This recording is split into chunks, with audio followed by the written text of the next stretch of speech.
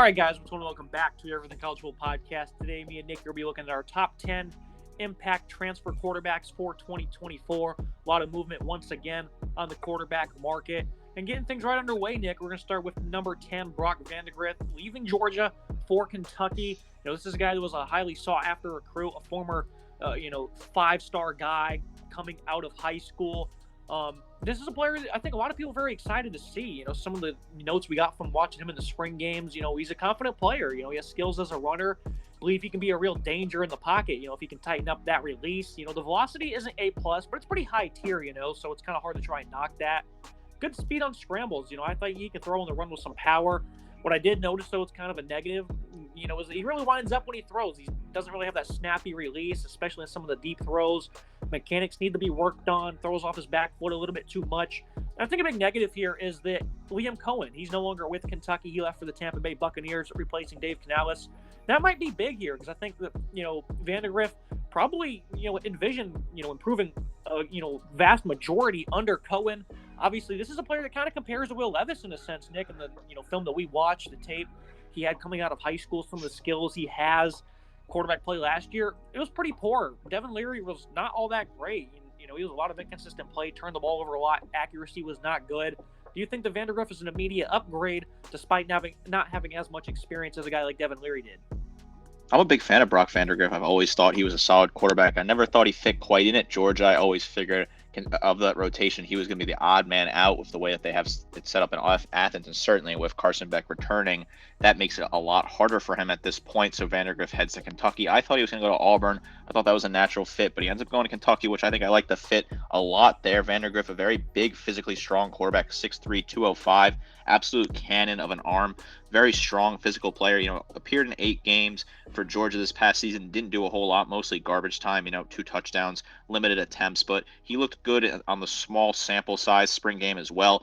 I think his mechanics do need to be worked on. The footwork is what concerns me the most. I think the footwork is very sloppy. It was sloppy in high school. It's sloppy so far in college. I want to see him kind of fix that and work on that. I think he has a very strong arm, very confident, can scramble, can really get out of the pocket. Kentucky here, this could be a big opportunity for them. I think this team is very set in Lexington, and now they plug in a guy. If he can really take off and be a star quarterback, this could be great for the Wildcats. He's a very talented player who's got a whole lot of untapped potential with that huge frame. If he can boom and be really strong starter for this team, Kentucky can find themselves in a good spot in the new look SEC. And Vandagriff is a coach's son, so obviously he has that pedigree there. And this is an offense that, like you said, at Georgia, it didn't really make much sense. This is a guy that seems he's like a gunslinger, wants to go out there and air it out. In Georgia, more of a balanced approach, physical offensive line. They don't exactly chuck it out 45 times a game through the air. Bush Habden, he's looking to install a college-friendly offense, and I think with the receiving duo of Dane Keene, Barry, and Brown, they had a very nice trio last season of pass catchers. And with Devin Leary's inconsistencies, they missed significantly big play opportunities, Nick. And I think Vandagriff, like you said, with the gunslinger mentality, this might be the guy to be able to put it on him because that's a great receiving duo that the Wildcats have. They have a great wide receiving room up there in Lexington. I think there's a lot of guys who can be impact players with Vandagriff throwing the ball, the air it out sort of deep ball mentality here. College-style offense could work really well with a big physical guy who can stand in the pocket and take hits. He's not afraid to get hit, like I said, with that massive frame he has. And if the play busts, he can kind of run out on his own and make something happen. I think Vandagriff is a really talented player that plugs in here at Kentucky and makes a lot of sense for me as a quarterback transfer. Moving to number 9, Michigan State's Aidan Chiles, and this is a guy who is one of the top, ranked quarterbacks in this year's portal class. But we have him down at number 9, Nick, because Michigan State has more issues that meet the eye. Wide receiving group is not great. Running back room, it's been improved, but they haven't been able to really get them involved over the last couple of years in Mel Tucker's tenure. It's just really a disaster in terms of supporting cast, and it seems like he might have to do, too much early on. And I think that could certainly lead to, negative plays for this football team. So I think number 9 is a good spot for Chiles. I don't think he's going to come in and put up, 4,000 yards or anything like that. But I think you're certainly going to see great improvement from not just him, but from this offense of him under center. This is a guy who's a true dual threat. He has an easy release, torches teams with his legs, very effective in that option game, showing the ability to throw on the run as well. Shows a nice feel for the game in the pocket. Obviously, he needs to keep adding size. He's a smaller guy, 6'3", 200. Wasn't great versus the blitz. Meaningful game reps. You didn't really see it much. You got to play, a good amount of reps in every single game throughout the year almost, but in terms of meaningful ones and, late game situations and whatnot, Nick, he doesn't have any experience in that. So that's something he's going to have to learn here in the tough Big Ten, especially if he doesn't have much help. Could be a big negative this year. You didn't get to see him uncork many deep balls either. My biggest question is, can he be a field general from the pocket here in year one? This is a guy who has great upside, 24-35 for 309 yards and 4 touchdowns in his freshman season for the Beavers. Also ran for 3 touchdowns. So he was able to get on the field, right? And they tried to force him into game action to get some meaningful reps and didn't really seem to work out. So they didn't do that too much more. I think I only seen it in like one game. I can't remember which contest it was, but it did happen. And I was like, why is he out here on the field? Chiles, though, expects to be, at least he's expected to be a star from this Michigan State fan base. Do you think they're in from some, type of disappointment? Another player here in Chiles who did not play a whole lot entering the portal. And when you look at Michigan State, this is a ground floor level rebuild right there. Starting from the bottom up there in East Lansing, a complete disaster from the Mel Tucker era. It started off hot and fell apart even quicker than that. Just an absolute disaster. Now, Chiles follows his coach over here and they start to build something from the ground up. The quarterback is always a key part to any sort of good rebuild here. Chiles, I think he's a really talented quarterback.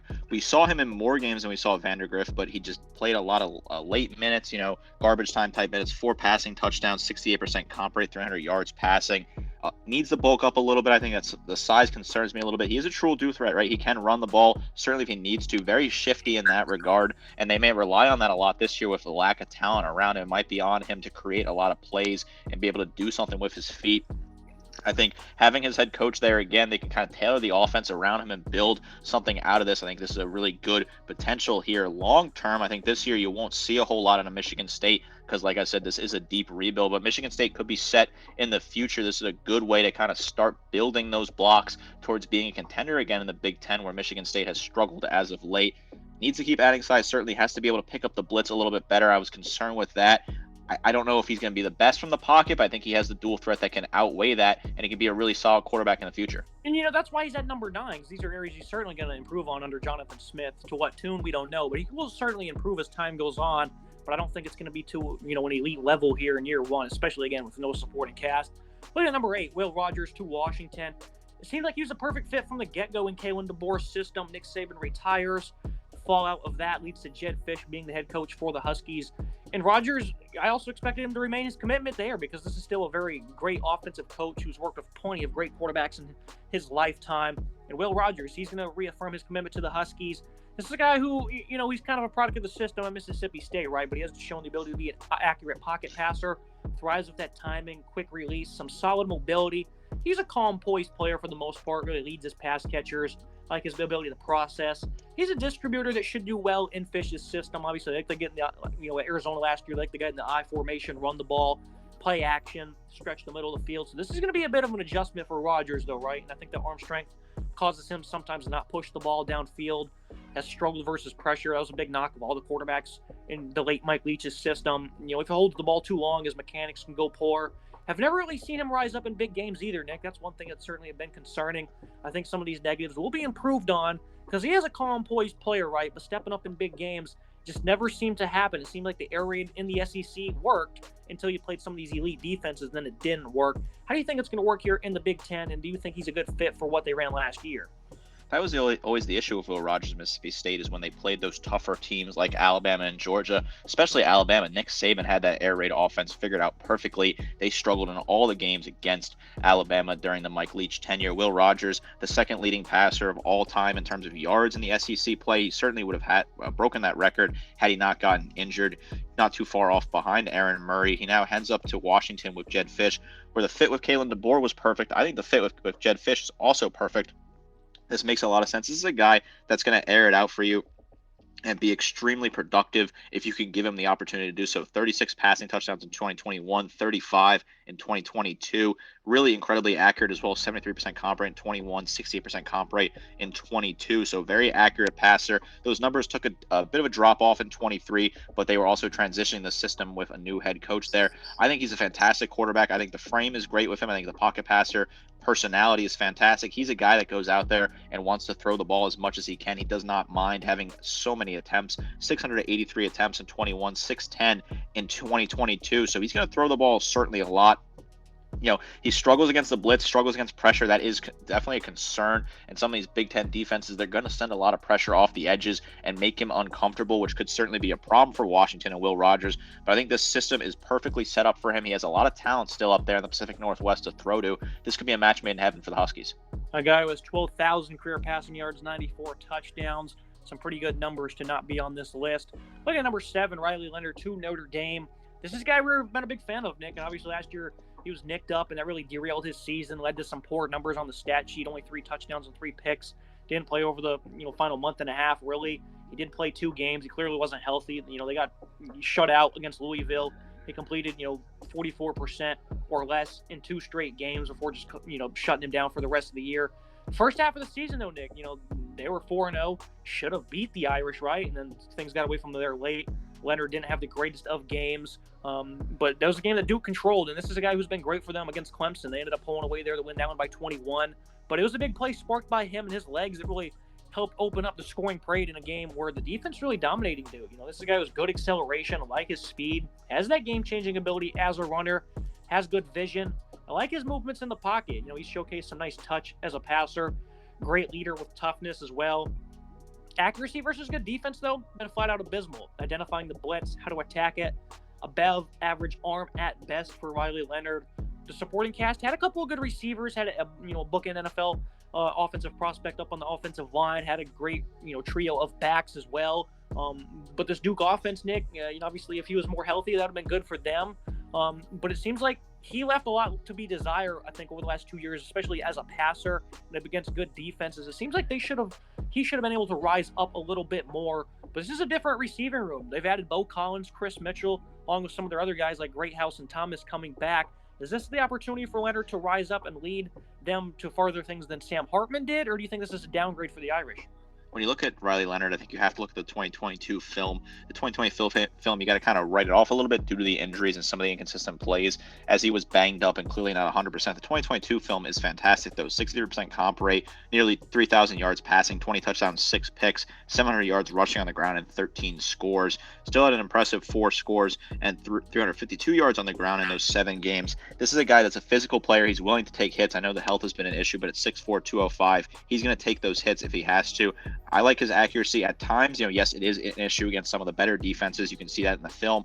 He looked good against Clemson, though, early on as they upset Clemson in that opening game on that Monday night. So I think that's a good positive film look at. A great leader, a really strong person in the locker room, a guy that's going to ignite and kick the fire in your team. I really like what I've seen out of him. Good movements in the pocket, can read the pressure pretty well under most circumstances here. I thought Sam Hartman wasn't the best fit when he came to Notre Dame, but they had a lot of success with him. So certainly bringing in a guy like Riley Leonard, where I feel like the fit is better for the Fighting Irish, that could have a lot of success for them. Good physical passer that they can use in the running game as well. This could work out great for the Fighting Irish. I think the biggest news for them is Mike Denbrock. He's coming back. I remember when he left Cincinnati for LSU, I was like, him and Jaden Daniels are going to be a perfect match made in heaven because of what Denbrock was able to do with Desmond Ridder. Him and Jaden Daniels, a very similar type of player. And what's Jaden Daniels do? He wins the Heisman Trophy, Nick. Riley Leonard, another dual threat guy.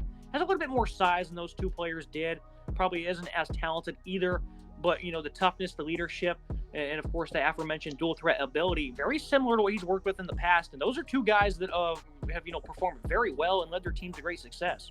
I certainly think Denbrock drawing up the plays is beneficial for Notre Dame here. He's a great signal caller, or a play caller who has a great signal caller in Riley Leonard here up in South Bend. I think this works out perfectly. You saw what he could do with Jaden Daniels. I think Riley Leonard can have similar success. I'm not going to say he can go out and win the Heisman right now, but I think when you plug him in and have that talent around him that Notre Dame is adding from the portal, they're adding depth like they added Bo Collins, who is a great add. They're able to reload and put some solid pieces here. Notre Dame's going to have a great offensive line. They're going to give him a lot of time to work in the pocket and a lot of time to give him the opportunity to make those reads and run if he has to. This could work out very well. Look at number 6, the second Oregon State transfer quarterback on this list, and DJ Uiagalelei replacing Jordan Travis with Florida State. This is a guy who's a big-bodied quarterback. He moves very well for his size. He got up to 252 pounds this past fall, 6'4" as well. Obviously, this is a 5-star coming out of high school. Has shown ability to be aggressive downfield as a passer with some nice accuracy. Good athlete who has game experience. Nice arm strength that thrives in the intermediate game. The biggest problem here with DJ Uiagalelei is ever since he had those 2 great games where he replaced Trevor Lawrence, right? And we never really saw that again.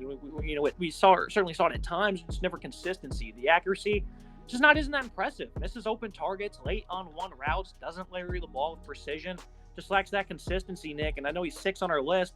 This is a quarterback I'm just not all that confident in. I wasn't very excited when they said he was going to go to Miami or Florida State, who went undefeated last year. I just didn't really seem to care because DJ Uyunglele has just really not been that impressive.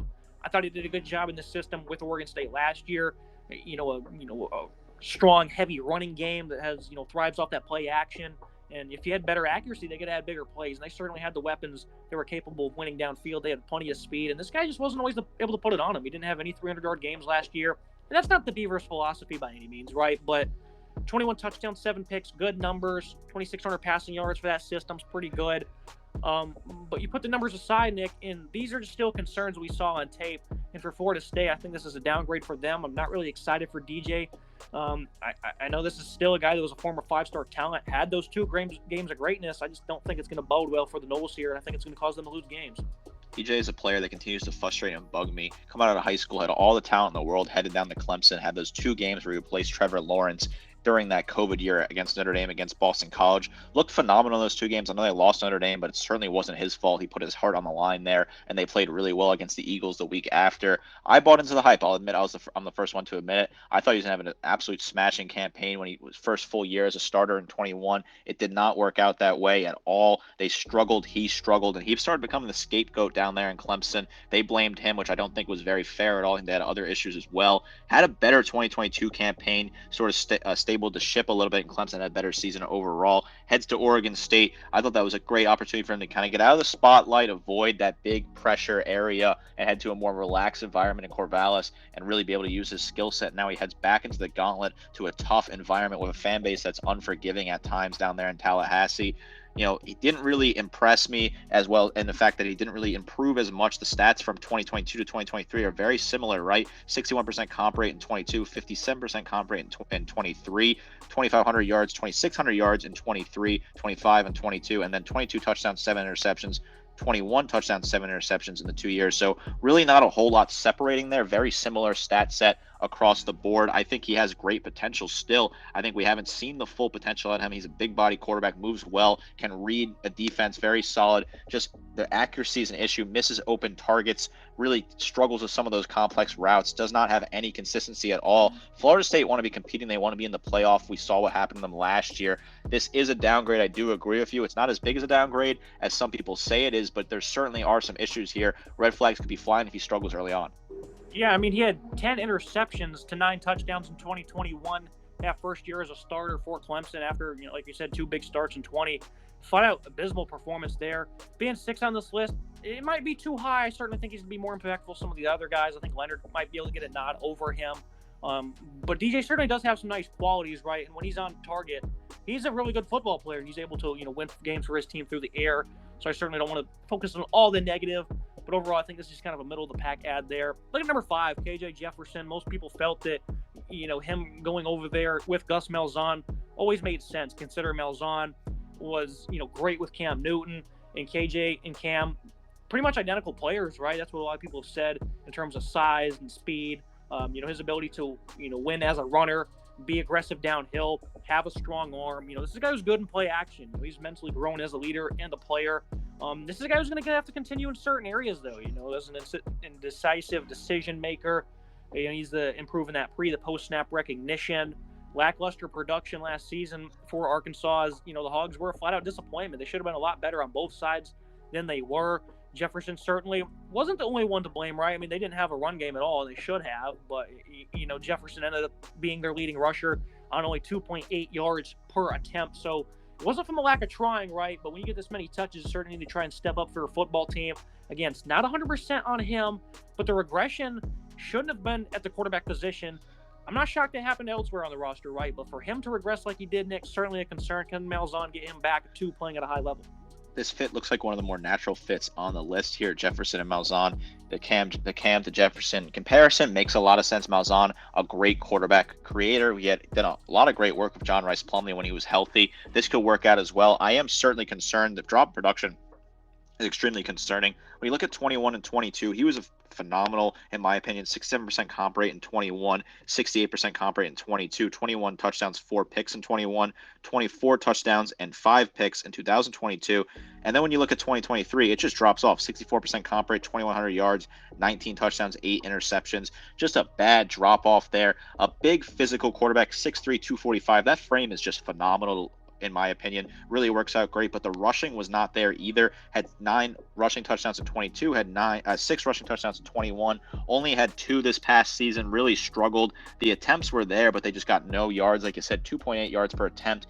Arkansas were a flat-out disappointment across the board, and a lot of that is not to blame on KJ Jefferson, but you have to be concerned when you watch the film is some of those regression, is that going to carry over to Orlando? Is that going to cause him to have some issues at UCF? I think it's certainly possible. That's why we put him here at 5.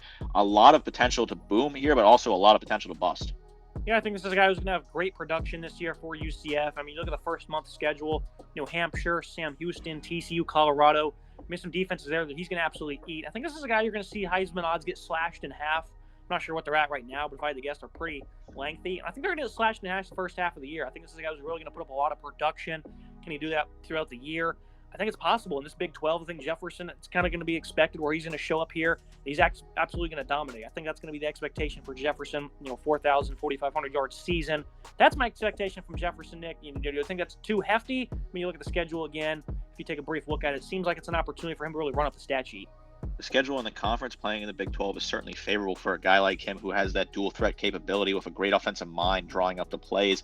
I'll be a little more conservative. I'll go just kind of below what you said. I think it's close to those numbers, but I can't quite exactly have him that high. I think he has a lot of opportunity here. The schedule is favorable. Like I said, this is a boomer bust kind of guy. This could completely be a star match made in heaven, or this could be a disaster if things fall apart quickly. Only time will tell.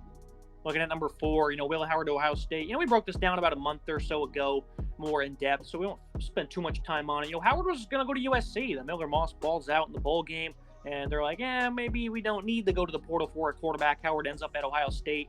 Natural pocket passer with a big arm. This guy has plenty of mobility. Willing runner that falls forward with his size. Very impressive speed for being, 6'5", 242. He's ripped off plenty of big runs. Really showcased nice patience when he identifies a winnable matchup or the open man in the passing game. He's a live runner at the goal line. So, I certainly think he has that nice balance of being able to throw the ball and be, a runner. He has a tendency to force the ball into traffic, though. He had 10 picks this past season. Accuracy and efficiency, certainly something that's questionable as well. Coming off, a career high of only a 61% completion percentage. This is a much better scheme and system, it seems, for a quarterback like this, Nick. I think Ryan Day is going to be able to get some of that untapped potential out of him. They ran Kyle McCord out of town, but if some of the negatives here with Howard stick, then they might be wanting to do the same to him as well. Ohio State won a national championship. They ran Kyle McCord out of town. They bring in Will Howard to be the guy to get them over the finish line. Howard, I think, is a great quarterback, good pocket passer, big physical frame, solid in the pocket. Really good arm, 6'4", 235, can take a hit if he needs to. Looked good at Kansas State, 24 touchdowns, 10 interceptions. Not the worst ratio, 2,600 yards passing, 61% comp rate here. Certainly fits into this better system up there in Columbus. Tendency to force the ball, like you said, does concern me. I think the 10 picks are a little concerning. I think some of that accuracy is questionable. Decision-making late in the game could certainly cause a problem when you're playing in those high-pressure situations against your Michigan and your other big teams in the Big Ten, Washington, Oregon, teams like that. I think he's a great player, really nice mobility, a willing runner who's going to get out there and take a hit if he has to and dive for the goal line in clutch situations. This could be a great fit here in Columbus. He's a big physical player, slot in there perfectly. This could really work out well. Look at number 3, the guy that he is replacing, Kyle McCord, going to Syracuse. This is a guy who obviously wasn't awful by any means, but when you're at Ohio State, you got to play at that C.J. Stroud level. They didn't get that in the former 5-star. This is a strong arm player who can rip balls into windows, showed good accuracy, the ability to work all areas of the field. I like this pocket structure. I thought he, managed it very well, showed good poise, especially on third down. You looked at the Notre Dame game, the Michigan game. He was very resilient in that one. Obviously, he got 30 yards away from keeping his job, Nick. That's pretty much 30, 40 yards away was hit on that throw, caused the season-ending interception. This is a guy that I think was kind of treated unfairly, but we understand it, right? Because this is a guy, he had 3,100 yards, 24 touchdowns. Just the growth for the passing attack stalled out. We expected it to be slow, and you saw that week 1 against Indiana, and you figured it'd kind of get better week by week with all the weapons they had. and it just stalled out. They never seemed to really, match the level of expectation that they should have. The Notre Dame game, I think, was a great example, week 4 of what they had in this young man, and I think he did a great job delivering there. Played a very good game against Penn State as well. As the year went on, he played better football, right, Nick? But it just wasn't good enough, and that's why he ends up here at Syracuse. I think he's very happy to kind of be out of the limelight. This is a guy who lacks the mobility, though. Consistency downfield, sort of a little iffy. Where's the confidence, Nick? Again, a couple yards away, a few plays away from the college football playoff, and here he is now in New York. You have to imagine Kyle McCord has his confidence shot. I think this is an opportunity for him to show that, hey, the grass isn't always greener in Columbus. He goes out and has an incredible career or season in upstate New York. Fran Brown comes in and kind of transforms a program that was kind of, stagnant under Dino Babers. They weren't going to really hit any new heights. They kind of reached their ceiling with him. Fran Brown comes in, he starts hitting the portal hard, starts hitting recruiting immediately, and grabs his new guy in Kyle McCord. McCord gets less pressure, a less rabid fan base in the ACC in upstate New York. Syracuse, a lot certainly of a less eyes there. He is still a fantastic quarterback. I don't care what anyone says. I think he was fairly untreated. He's a guy that I love. I think he's a great opportunity. 6'3", 210, really good quarterback in the pocket, 65% comp rate, 3,100 yards, 24 touchdowns, 6 picks. But obviously, the one pick that matters the most is the one he wants back, is the throw against Michigan that cost Ohio State this season. They want national championships in Columbus, and if you don't deliver it, you're going to be on the first bus out of town, and that's what McCord learned the hard way. He goes to Syracuse, has a great opportunity with the orange, in my opinion. Strong arm, can rip the ball into tight windows, very accurate, really solid player. Consistency is an issue, definitely has no mobility as well. You really don't see him flushing out of the pocket and running. Kind of stalls out occasionally. But if he can get his confidence up, focus, learn the playbook, get comfortable in Syracuse, throw to his targets, the skill set's going to be a little bit less, certainly, as well. He's not going to have as many talented receivers to throw to. But he still has a lot of opportunity here. This could be a complete boom opportunity. I think Syracuse, the schedule is not very tough for the Orange. If he has a great season and they're firing on all cylinders, they could be a sleeper for the playoff. This could be a match made in heaven.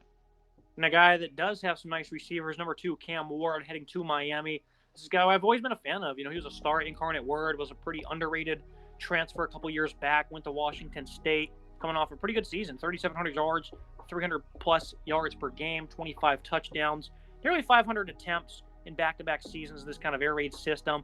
He's played behind one of the worst offensive lines in football, though, the last 2 years, Nick. I think they had 10 sacks allowed against UCLA, that elite defensive line. I mean, it was awful, and that's really where the fall started for Washington State, where they were on a tear the first month of the year, right? And then they lost, they only pretty much the rest of the year. They only had one win the rest of the season after that October 7th loss to the Bruins. And I think the confidence was really shot with this quarterback after that, Nick. I mean, you got to play scared at that point, right? You get to hit that many times. He's got a great natural arm, though. Nice quick release, good ball handler. He's a pretty creative thrower. He has ideal mobility. He can throw on the run. Pretty clutch player. He rose up in big moments. I think he attacks his own coverage pretty well.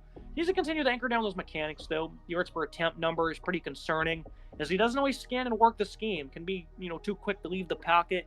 A bit of an agile player as well. When you're playing in the air raid, obviously you're making quick decisions, but if you're not stopping and scanning the air, where typically most of your reads are going to be available, right, Nick? If you can't do that, that's a little concerning. 7.7 yards per attempt this past season, 6.5 in 2022. Obviously, that's not great, playing in that scheme. He's got those talented receivers, Jacoby George, Xavier Restipo.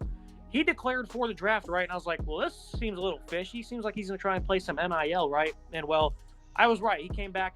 He made his decision to go to Miami after not signing an agent. Obviously, that was a complete ploy against the system, Nick, to get a little bit more money. It worked out. The Hurricanes got their guy.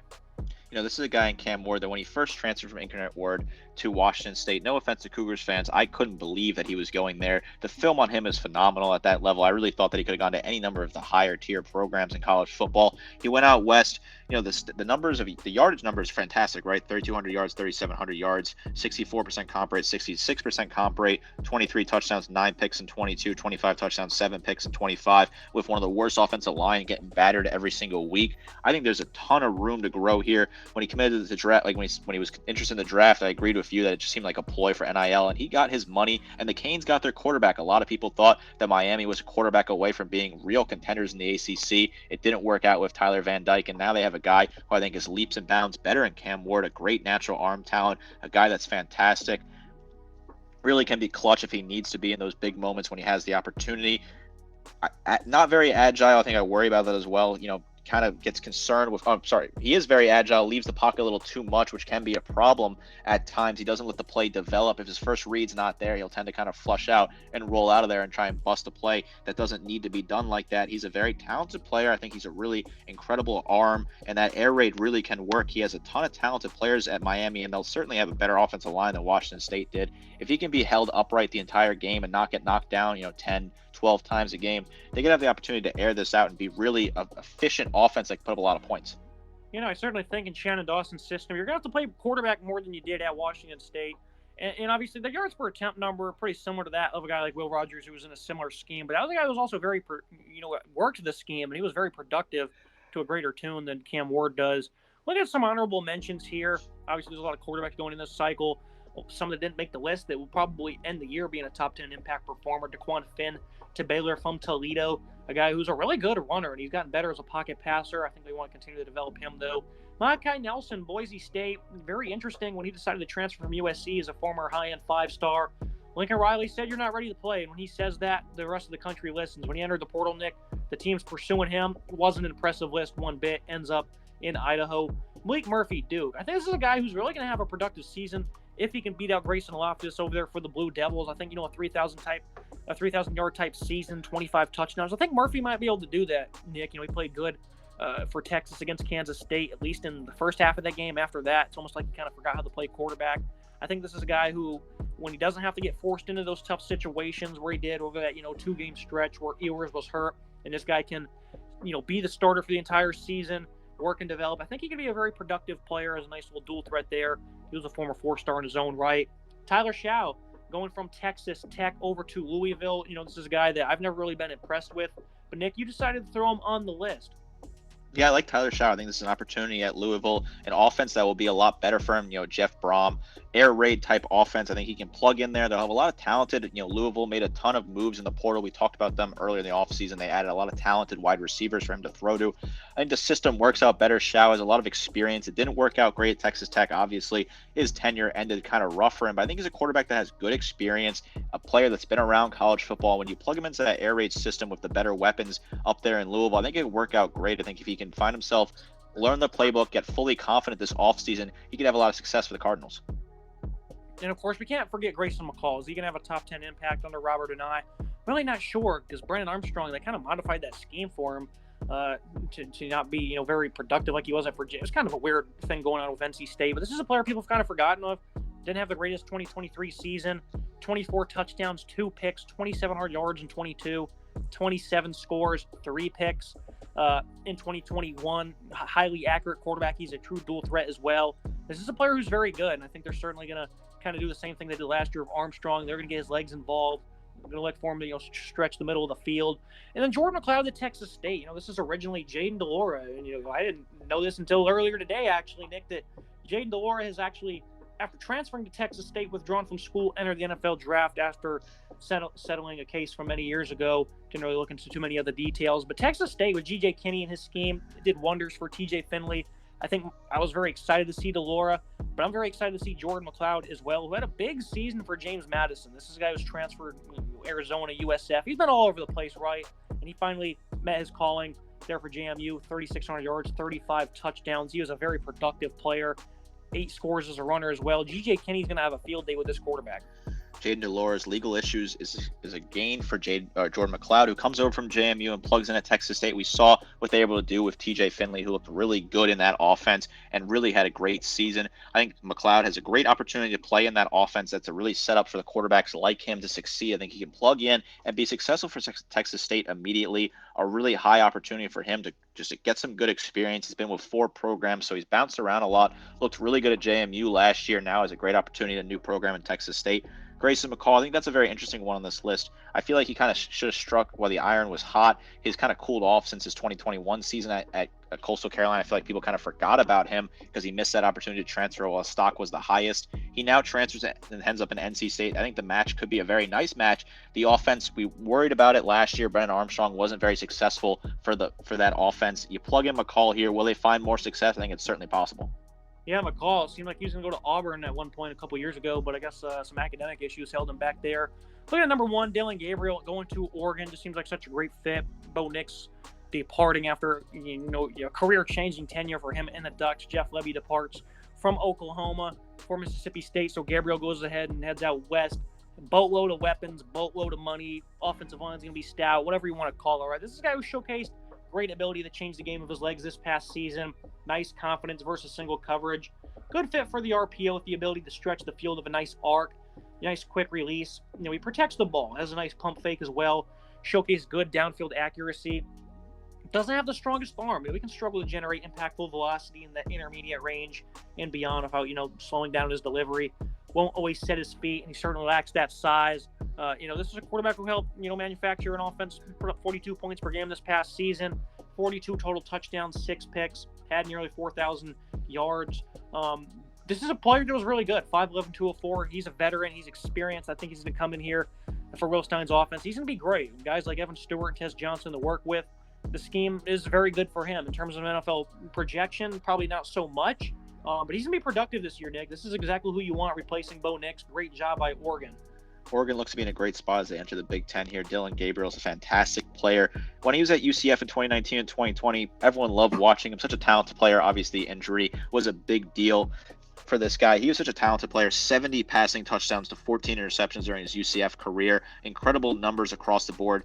Looked better at Oklahoma at times, right? Has more accurate at Oklahoma, 66% comp rate. A little bit less yardage, but only played 2 seasons for the Sooners, 55 touchdowns and 12 interceptions in those 2 seasons. He ends up over here at Oregon. It's a natural fit. Bo Nix reignited his career, and I think Dillon Gabriel's in a better spot in his career than Bo Nix was. So the sky is certainly the limit. He's a really strong player. The arm strength is a bit of an issue. Lacks a little bit of size, but outside of that, I think there's a lot of green flags for him here. Nice pump fake, protects the ball. Like I said, didn't have a whole lot of turnovers during his career. 14 at UCF, 12 at Oklahoma. So he's very good with that. The highest he had in the season was 7. So he's been single-digit turnovers in every season in his career. He's a guy that's got a great attitude, a really nice fighter in the locker room, a guy that's going to step in there and be a leader. Dan Lanning loves those type of players here. And now he's got his guy in Gabriel. I think the sky's the limit for Oregon. This could be a great match for them as they look to try and win the Big Ten and be competitive and make the playoff. And one concern that was drawn up against Kansas, it was one of his worst games of the year through the air. It was raining. He's got smaller hands, and that certainly was evident there. This isn't going to be any better in terms of weather out here in Eugene, Nick. I think certainly, on some of those rainy nights or days, against tougher opponents, could be an issue for him. He was able to step up and be a game changer of his legs. That happened to be the best day of the year for him running the football with 3 touchdowns. Do you think that's something that, obviously we'll talk about it if, there's weather in the area for that game. Kind of a silly question, right? But that's something that was certainly evident against Kansas, and it caused them to lose that game. And that's pretty much, downfall of their season.